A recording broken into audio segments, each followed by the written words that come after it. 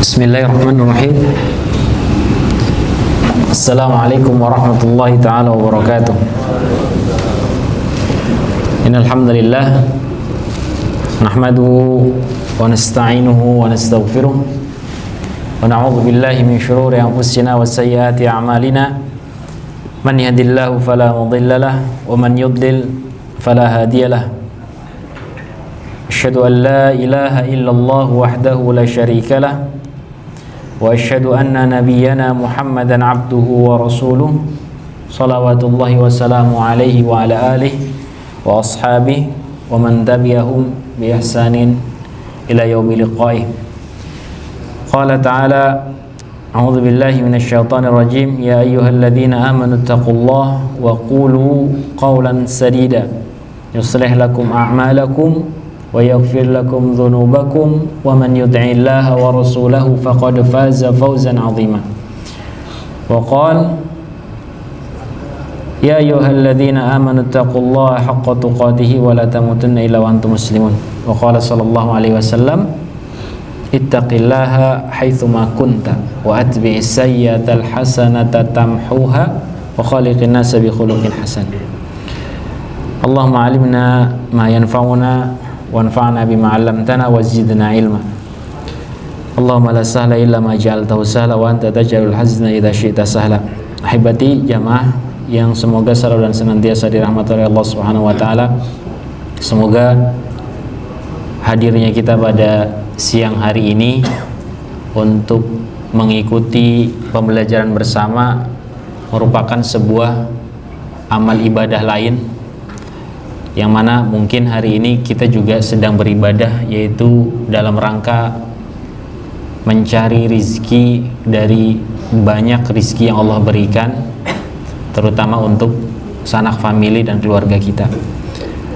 Tapi sambil kita mencari rizki, kita juga mencari pahala lain dari menghadiri mungkin pembelajaran di tempat kita berada saat ini. Hebati azanillahu wa iyyakum jami'an. Di bulan lalu kita pernah atau kita sudah mempelajari beberapa kaidah, dan materi kita insyaallah adalah seputar perbaikan bagaimana cara membaca Al-Quran, setidaknya mendekati dengan apa yang ada dalam tuntunan Nabi SAW atau apa yang sudah pernah Nabi ajarkan kepada para sahabat. Kalau yang telah lalu yang kita pelajari atau yang pernah kita ulik adalah terkait dengan nun mati atau tanwin, kemudian ada mim sukun, maka ada salah satu hal yang sama pentingnya, yaitu apa sih? Adab membaca Al-Quran. Para ulama bahkan sampai menulis bermacam-macam buku untuk menerangkan bagaimana kita beradab dengan firman Allah Ta'ala ini. Min adabi tilawatil Quran. Tentu ahibati fiddin azani Allah wa iyyakum, kita sekadar bukan hanya interaksi dengan bacaan biasa. Kalau kita sering baca buku, baca novel, baca komik mungkin, itu kita tidak perlu melakukan ritual tertentu. Bagaimana kita harus duduk, bagaimana kita harus berpakaian, tidak perlu. Kita sambil baring, sambil pakai, mohon maaf, koloran aja, itu bisa. Tapi dengan mushaf Al-Quran, tentu kita punya etika-etika yang perlu kita jaga, karena ini adalah firman Allah Ta'ala. Bagaimana kita berinteraksi dengan Al-Quran? Al-Quran bukan sekedar bacaan, tapi pertemuan antara seorang hamba atau kita dengan kalamullah. Firman Allah Ta'ala ini mulia. Kalaulah kita berinteraksi dengan kalamullah saja masih main-main, bagaimana kita berinteraksi dengan ibadah-ibadah yang lain? Bahkan kalaulah kita anggap ketika kita ingin menghadap seseorang yang derajatnya lebih tinggi dari kita, kemudian kita selengean, bahasa kasarnya, kita meremehkan orang tersebut, ketika kita meminta, apa yang terjadi? Bisa jadi kita usir, atau bahkan yang lebih kasar, tempeleng dan lain sebagainya. Maka kalamullah pun sama. Ketika kita berinteraksi dengan kalamullah, hanya sekedar firman Allah Ta'ala, kita tidak punya etika yang baik, kita tidak menghadirkan hati kita di sana. Kemudian ketika kita minta dengan sangat tulus. Bagaimana itu bisa terjadi? Bagaimana itu bisa dikabulkan? Sedangkan dengan firman-Nya saja kita masih menyepelekan. Maka apa yang perlu kita siapkan ahibati? Yang perlu kita siapkan utamanya adalah hati yang sudah siap ketika tilawah, hati yang sudah siap ketika kita membuka halaman pertama yang akan kita baca. Caranya adalah gimana? Dengan mensucikannya. Kalau mensucikan hati berarti menjauhi dari segala bentuk keinginan-keinginan lain. Kemudian kalau dari jasmani bagaimana? Kita sucikan dengan minimalnya dengan berwudu. Kemudian menyiapkan lidah kita, menyiapkan lisan. Lisan kita siap untuk tilawah. Dan selanjutnya beradab. Ini akan ada macam adab, insyaallah kita bahas untuk tema pembahasan adab, insyaallah kita coba ulik kembali di pertemuan yang akan datang, semoga Allah mudahkan. Yang akan fokus, yang insyaallah kita fokuskan kali ini adalah tentang makharijul huruf nanti insyaallah. Berkata Imam Ibnul Qayyim rahimahullahu taala, wal Qur'anu la yantafi'u man qara'ahu. Quran itu gak akan ngasih manfaat untuk si pembacanya kalau orangnya tidak mau tadabbur. Bila tadabburin, orangnya nggak mau tadabbur. Wala fahmin, orangnya nggak mau memahami apa isi manfaat dalam Al-Quran. Wala ta'allumi adabihi, dan orangnya tidak mau belajar adab beretika ketika membaca Al-Quran. Nah, ini yang penting ahibadi. Kalau kita berinteraksi dengan Al-Quran hanya sekedar ingin menyelesaikan tilawah, boleh, karena ada nilai pahala di dalamnya. Tapi tambahkan juga mungkin beberapa ayat. Kayaknya kena banget nih ayat. Wa qur rabbi fir warhamhuma kama rabbayani shaghira. Mungkin ada satu ayat mengenai doa untuk kedua orang tua. Kita hafalin. Itu bentuk kita mentadabburi dan memahami setidaknya beberapa ayat dari Al-Quran. Apa dalilnya? Kita diperintahkan untuk menyiapkan lisan kita, kemudian beradab. Salah satu adab di dalam membaca Al-Quran adalah mencoba membacanya dengan tartil, sebagaimana firman Allah Ta'ala dalam surat Al-Muzammil ayat 4, warattilil Qur'ana tartila, dan bacalah Al-Quran itu dengan tartil.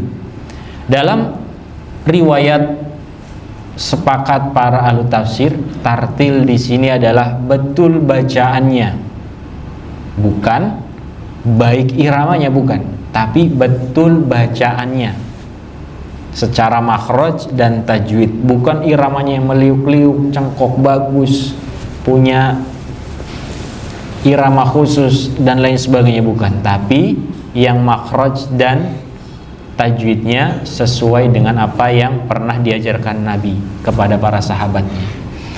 Kemudian apa sih keutamaan orang yang membaca Al-Quran dengan baik dan benar itu? Keutamaannya adalah sebagaimana sabda Nabi SAW yang diriwayatkan oleh Bukhari dan Muslim, al-mahiru bil Qur'ani ma safaratil kiramil bararah. Orang yang pandai membaca Al-Quran itu sama derajatnya dengan para malaikat yang mulia. Ada malaikat-malaikat yang mulia itu disebutkan, yang kita kenal ada berapa bapak ibu-ibu? 10. Itu salah satunya derajat malaikat yang mulia. Atau dalam riwayat lain, para malaikat yang tidak pernah sama sekali turun ke bumi, hanya ada di lingkarannya Allah saja, berada di sisinya, beribadah tanpa ngapa-ngapain. Ada yang malaikat selama diciptakan itu hanya ibadahnya sujud aja. Ada yang ibadahnya hanya berdoa saja, dan seterusnya. Dan kedudukan para orang yang mahir atau pandai dalam membaca Al-Quran secara tajwid dan makhrajnya itu sama dengan al-kiram al-bararah, derajatnya sama dengan para malaikat yang mulia. Walladzi yaqra'ul Qur'an wa yatata'u fihi. Tapi jangan pesimis untuk kita yang mungkin tilawahnya masih yatata'ta, atau kalau bahasa kitanya masih terbata-bata dalam tilawah. Berarti saya nggak dapat dong derajatnya malaikat. Tidak. Nabi langsung menyebutkan orang yang bacanya yatata'ta fahuwa wa huwa alaihi syak. Ketika dia baca, dia punya kesulitan. Cadel misalnya, bacaannya jadi tidak benar. Lahu ajron, baginya 2 pahala. Pahala dia baca dan pahala kesungguhan dia mengucapkan makhraj dan tajwid itu dengan benar. Kemudian bagaimana kita? Lisan Indonesia ini termasuk lisan yang Allah berkahi dengan mudahnya mengikuti aksen dialek orang lain. Itu salah satu kemuliaan yang Allah berikan dan kemudahan yang Allah berikan. Kalau kita lihat saudara kita muslim yang lain di negara misalnya Cina, Jepang, Korea, itu aksennya susah banget untuk dirubah. Ketika mereka nyebutin Al-Fatihah, ghairil maghdubi alaihim waladdallin, itu akan selalu ghairil maghdubi, selalu gitu. Jadi aksennya tidak bisa berubah walaupun sudah belajar. Tapi kita dikarunia lidah yang Allah muliakan ini menyesuaikan. Kadang kita bisa meniru aksen mana, kita bisa niru. Dan ini sebagai bentuk karunia. Maka sebetulnya kita mudah untuk bisa merubah bagaimana cara membaca huruf Al-Quran atau makhorijul huruf dengan benar. Ada berapa makhorijul huruf, tempat keluarnya huruf itu di dalam Al-Quran atau di dalam huruf-huruf tajwid, huruf-huruf Arab. Ada berapa sih?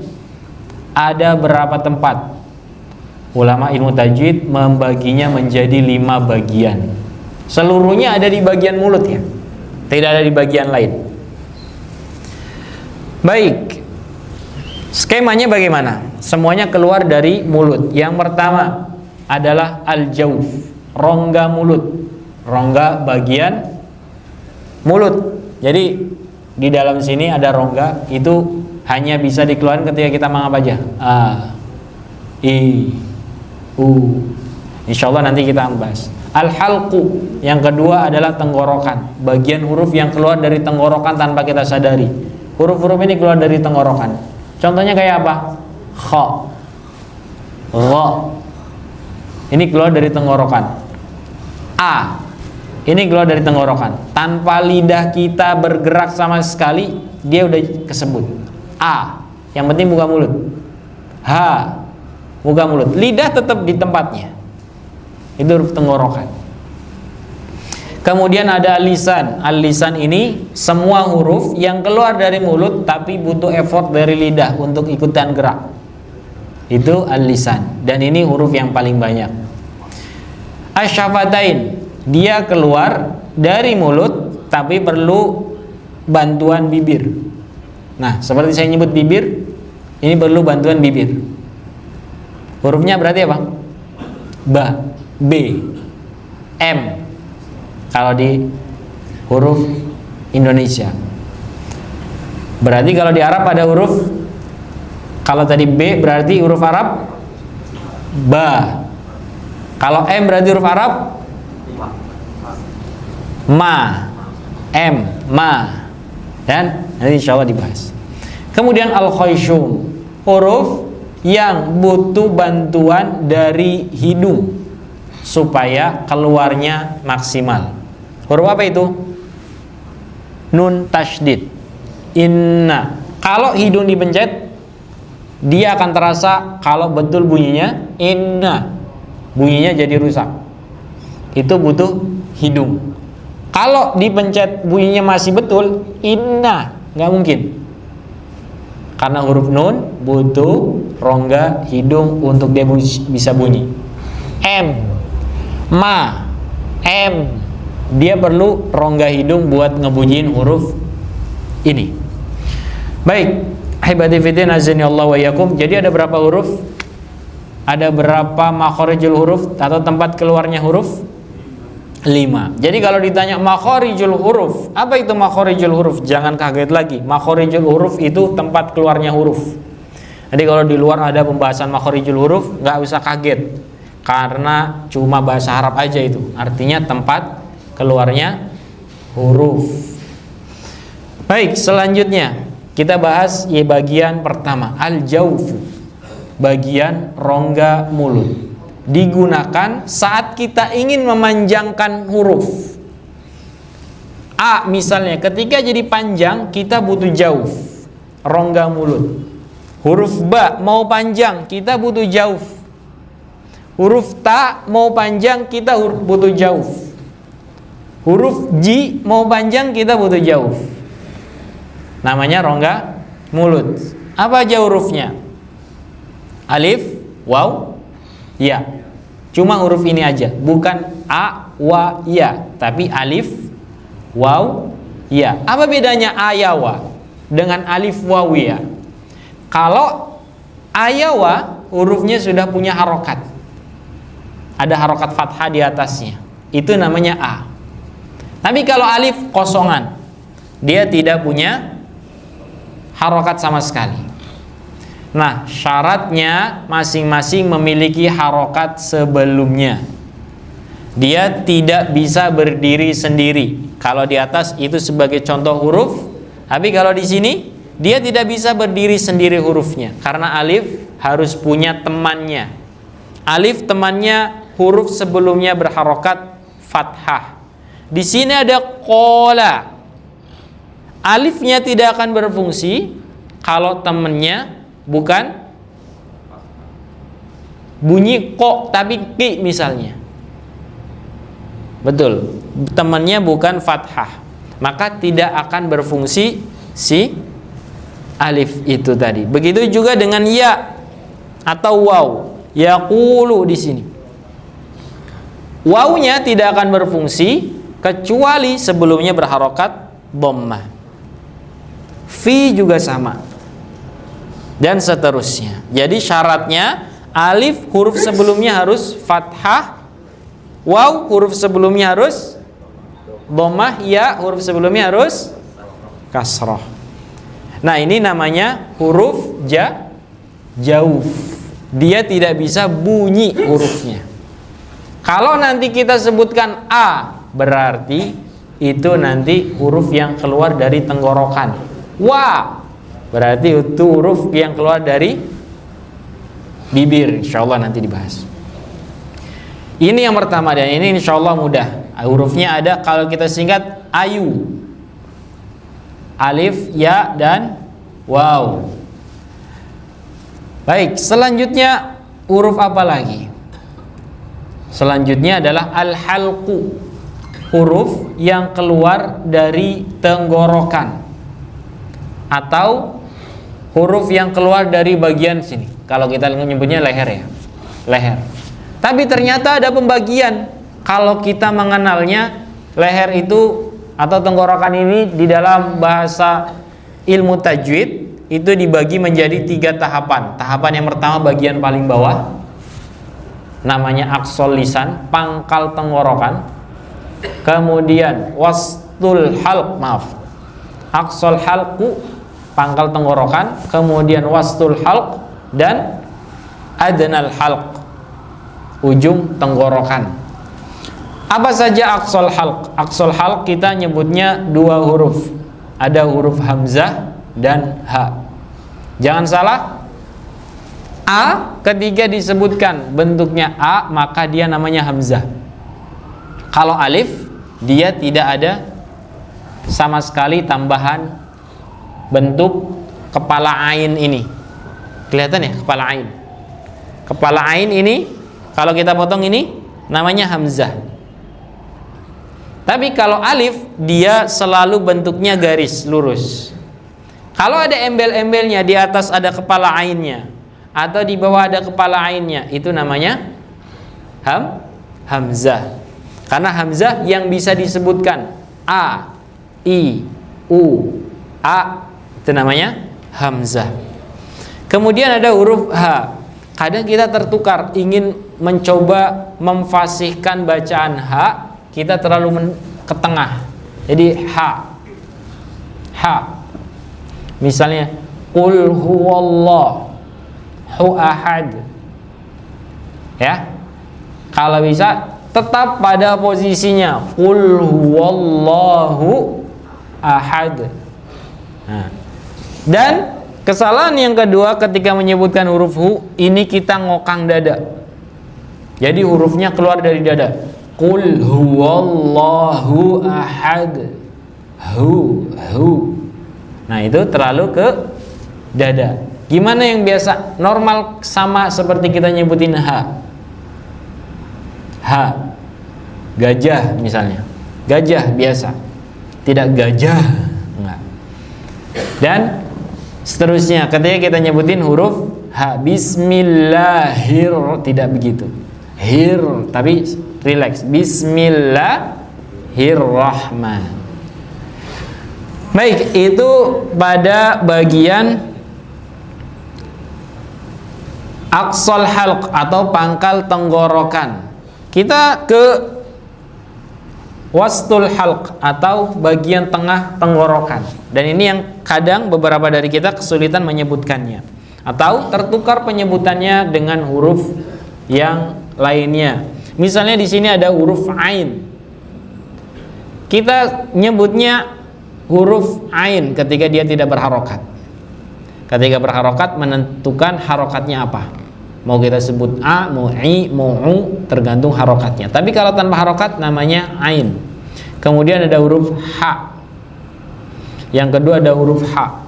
Seringnya kita tertukar ketika menyebutkan ain, karena mungkin tidak mau atau kita sedikit tidak mencoba berusaha untuk memaksimalkan kemampuan kita nyebutin huruf. Misalnya ketika kita nyebut pada kalimat an'amta, siratal ladzina an'amta. Kadang sama aja kok surat Al-Qur'an. Ketika kita nyebutin an'amta, maka ainnya hilang. An'amta harusnya disebutkan, tidak an'amta, atau dua-duanya ain. An'amta, an'amta. Terlalu mencoba untuk memaksimalkan potensi, padahal satunya hamzah, satunya ain. Kemudian ada huruf ha. Di sini contohnya hikmatun. Hikmatun, tidak hikmatun. Ada yang sama juga. Kita sudah bisa nyebutin huruf ha, tapi ketika ketemu huruf ha pada kata Ar-Rahmanir Rahim, kita nyebutnya Ar-Rahmanir Rahim. Ar-Rahmanir Rahim. Jadi sama dengan ha. Seharusnya bagaimana? Rahmanir Rahim.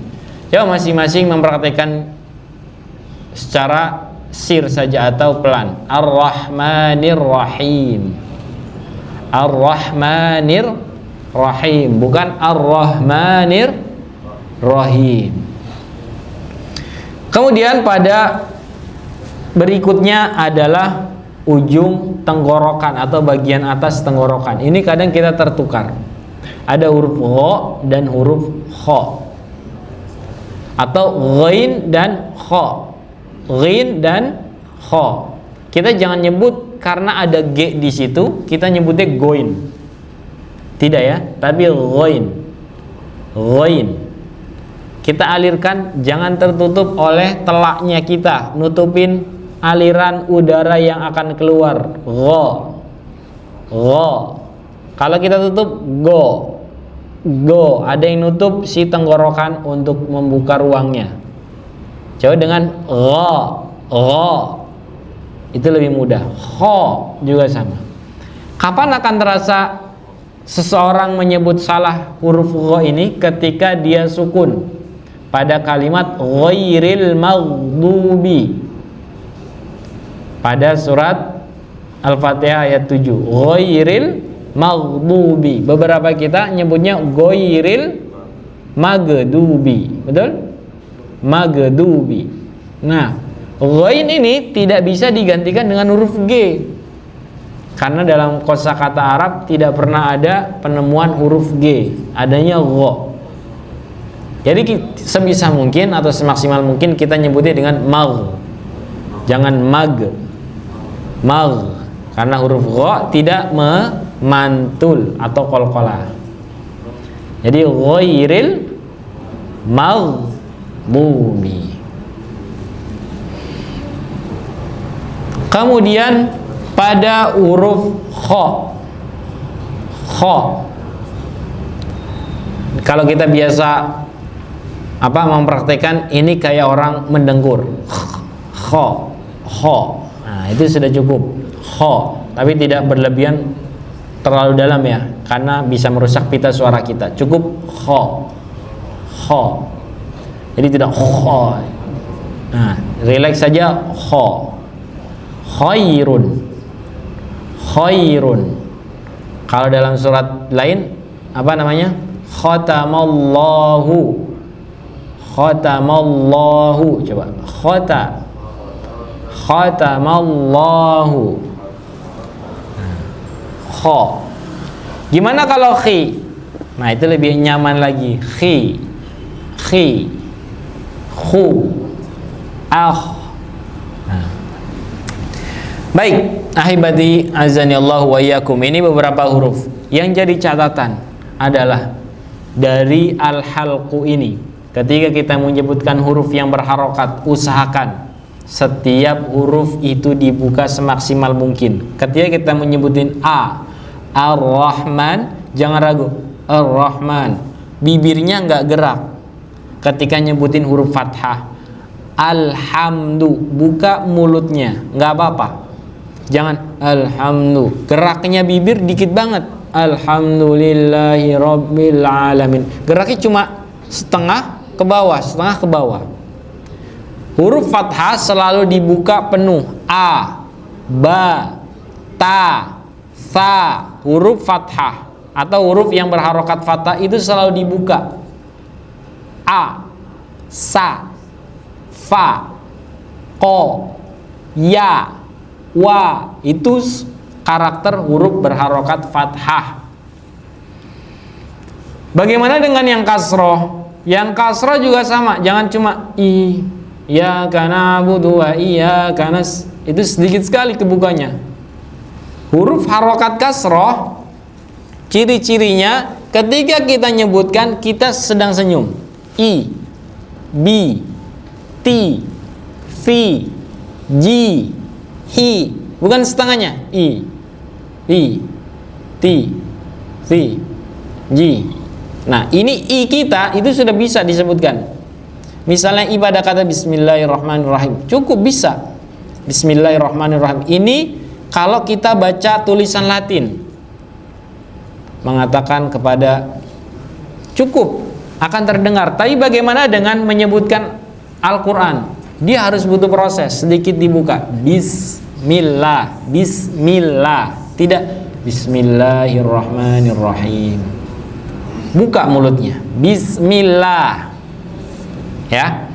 Kemudian pada huruf dhammah atau harokat dhammah sama. Karakternya dhammah itu mirip huruf wa.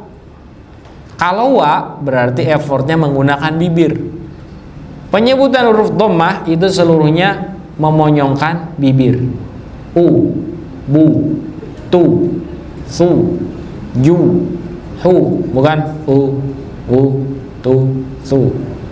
Untuk kalau kita nggak perlu gitu banget, tidak. Tapi sudah terdengar. Bagaimana dengan pengucapan makharijul huruf atau tempat keluarnya huruf pada huruf-huruf hijaiyah? Maka perlu sedikit effort menyesuaikan dengan makharijul huruf. Baik, ini masih sangat banyak temanya. Kita lanjutkan satu bagian pada al-lisan. Bagian ini insyaallah mungkin menjadi bagian terakhir. Pada al-lisan atau lidah ada beberapa kelompok dari bagian paling pangkal sampai nanti paling depan. Dan ini ada banyak. Kalau kita bahas, ini bisa memakan satu materi tersendiri atau satu pembahasan waktu tersendiri untuk bahas seluruh materi al-lisan. Tapi kita coba ambil sisa dari waktu pertemuan pada kali ini. Pada bagian pangkal ada qaf dan kaf. Qaf dan kaf. Kita tertukar ketika menyebut dengan qaf dan kaf karena kita jarang membahas huruf Q atau jarang kita membahas atau membaca Q pada kata Al-Quran dengan presisi. Q, kalau kita seringnya kita bahas huruf Q itu cuma kayak K aja biasa. Kalau ada Al-Quran ya baca pakai K, Al-Quran, betul? Ya, seringnya begitu kan. Nah, Q padahal adanya itu bisa kita praktekkan seperti huruf Qaf, sedangkan Kaf seperti huruf K. Bagaimana caranya? Huruf Qaf sedikit lebih tebal, Ko, akan lebih terasa ketika kasroh. Kalau K mudah, Ki mudah. Gimana dengan Ko? Lebih tebal bunyinya, Qi, Qi, tidak Ki tapi Qi, Qi. Ya, itu huruf Qaf. Bagaimana ketika sukun atau ketika mati? Kalau K, ak, keluarkan suaranya, ak. Kalau Qaf, ako, mantul. Misalnya pada awal ayat yang diturunkan Allah, surat Al-Alaq, Iqra, Iqra, tidak ikra, tapi Iqra. Gimana nyebutin Al-Alaq? Al-Alaq. Baik, itu perbedaan qaf dan kaf, ciri-cirinya. Jadi ketika kita menyebutin qaf, usahakan mirip Q, tapi betul-betul Q yang tidak dikahkan. Al-Quran, bukan Al-Quran. Al-Qu, Qa, Qi, Qu. Al-Quran, bukan Al-Quran. Saya mau qiraah, bukan qiraah. Pakai ko, betul? Qiraah. Nah, kalau menyebutkan qaf, kita juga kadang sedikit akan kesulitan ketika kita menutup semua udara yang harusnya keluar. Oi, oi, itu tertutup dengan telak kita semua. Pangkal lidah tertutup, telaknya terlalu nutup. Akhirnya menyebutkannya akan kesulitan. Oh, itu ketutup semua. Relax saja. Ko. Jadi aliran nafasnya tetap ada. Iqra, tidak iqra. Iqra. Iqra itu kesulitan nanti. Jadi telaknya kita tutup sehingga aliran udaranya susah keluar. Jadi nyebutinnya jadi susah. Coba dirilekskan lagi ketika nyebut ko, qi, qu, iqra. Baik, selanjutnya ada huruf tengah lidah pada jim, shin, dan ya. Ini pakainya tengah lidah, nempel di langit-langit. Jadi ini misal lidah. Ini lidah kita, sentuh langit-langit mulut kita. Ja, pakainya tengah lidah. J, ja, pakainya tengah lidah, tempelin ke langit-langit. Ja. Sama dengan juga ya. Nah, ya itu paling tipis. Ja yang paling banyak nempel di langit-langit. Kalau ya cuma naik doang. Ya, berapa persen sangat sedikit yang nempel di langit-langit. Itu ya. Nah, kalau ja hampir semuanya nempel. Ja. Ya, itu huruf J kalau kita sering nyebutnya. Bedanya kalau J-nya kita mau ada bunyi C-nya itu aman. C atau ja. Jakarta, ja, ada C-nya. Ada kerasa C-nya. Tapi dalam huruf Arab ja bentuknya ya huruf ja aja, tidak ada tambahan ch-nya. Ya. Misalnya pada kata idza jaa nasrullahi wal fath, misalnya kita surat An-Nasr, idza jaa. Jadi kita tidak nyebutin idza jaa, ya, seringnya gitu ya. Idza jaa, ada c-nya, ch-nya. Nah, usahakan ch-nya kita kurangin. Idza jaa. tengah lidah kita, tempelin aja, keluarin. Jaa. Tidak jaa, jaa.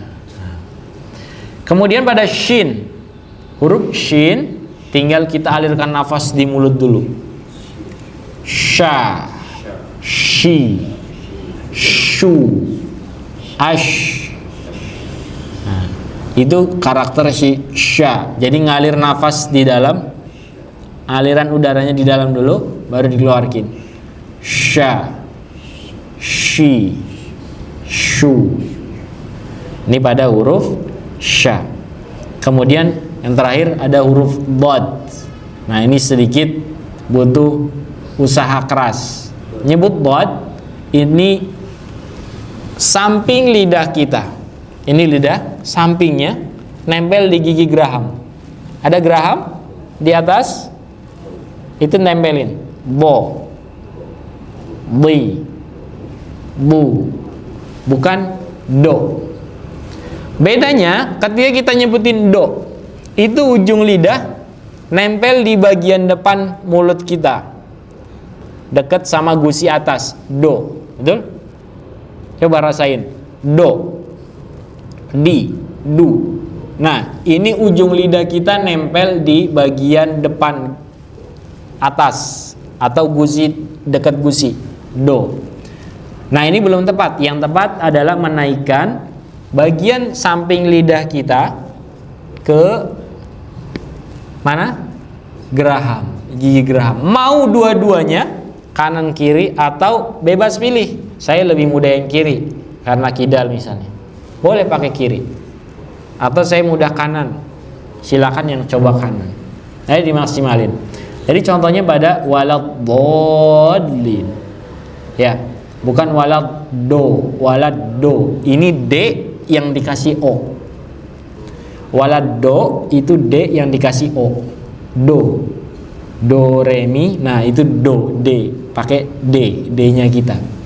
Kalau dot atau huruf do pada waladhdallin, pakainya bagian lidah kita samping nempel di bagian gigi geraham atas.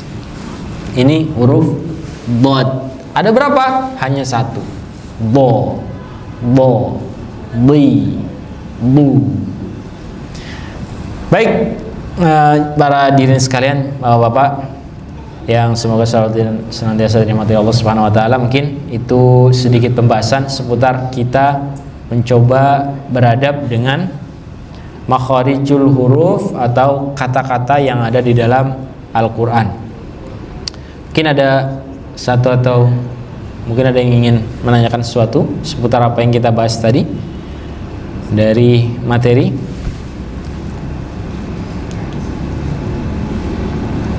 Insyaallah untuk selanjutnya mungkin kita akan sedikit menambahkan bagian-bagian dari al-lisan, kemudian nanti ada al-khayshum,